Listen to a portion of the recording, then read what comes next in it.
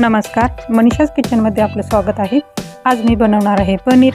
त्यासाठी मी कढईत तेल ओतून घेतलेले आहे। बारीक चिरलेले 3 कांदे मी घेतलेले आहेत, ते मी तेलामध्ये तळून घेणार आहे। कांद्याला जरासा लालसर कलर आला की तो काढून घ्यायचा आहे, तुम्ही पाहू शकता। आणि अशा पद्धतीने आपला हा कांदा तळून झालेला आहे, तो मी काढून घेत आहे।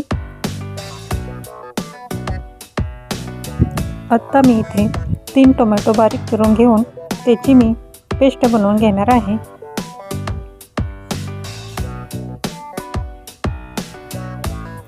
आता मी कांद्याची पेस्ट बनवून घेणार आहे। त्यात मी थोडासा लसूण टाकून घेत आहे, थोडेसे आल्याचे तुकडेही टाकून घेत आहे। हे सर्व मी एकत्र ग्राइंड करून घेणार आहे। ग्राइंड करून झालेला आहे, ती पेस्ट मी काढून घेत आहे। कांदा तळण्यासाठी ओतलेले तेल तेच मी भाजीला वापरणार आहे। सुरुवातीला जिरी टाकून घेत आहे मी, दालचिनी थोडीशी, तमालपत्र, थोडेसे खडे मसाले, मिरचीचे तुकडे आणि टोमॅटोची पेस्टही यात मी टाकून घेत आहे आता। आणि हे छानसं परतून घ्यायचं आहे। कच्च्या टोमॅटोची पेस्ट बनवली असल्यामुळे ही तेलात चांगली परतून घ्यायची आहे। अगदी तेल सुटेपर्यंत परतायचं आहे, असं हलवत राहायचं आहे। आणि तुम्ही पाहू शकता, तेल सुटेपर्यंत टोमॅटोची पेस्ट मी परतून घेतलेली आहे। आता मी तळलेल्या कांद्याची बनवलेली पेस्ट यात मी टाकून घेणार आहे। कांद्याची पेस्ट जास्त परतायची गरज नाही, कारण तो आपण अगोदरच तळून घेतलेला आहे।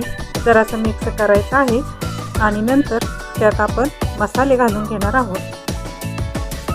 हे मिक्स करून घेतलं आहे। सुरुवातीला मी हळद टाकून घेत आहे, लाल तिखट 1 चमचा, काळं तिखट 1 चमचा। हे जरासं मिक्स करून घेत आहे मी आता। मीठ चवीनुसार 1 चमचा टाकत आहे मी। हे मी मिक्स करून घेत आहे। गॅस आपला मंद आचेवर ठेवायचा आहे। जरासं पाणी घालून ही पेस्ट मी मंद आचेवर शिजवून घेणार आहे। थोड्या वेळ मी झाकून ठेवत आहे याला।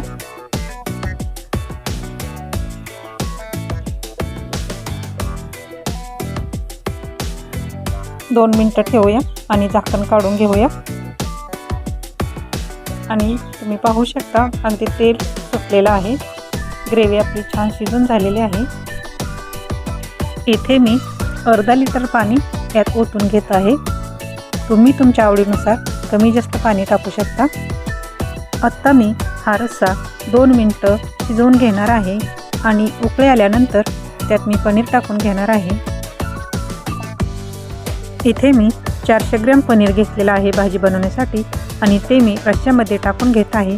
टाकून झाल्यानंतर हे जरासं मंद आचेवर शिजवून घ्यायचं आहे। आता मी हे जरासं झाकून ठेवत आहे।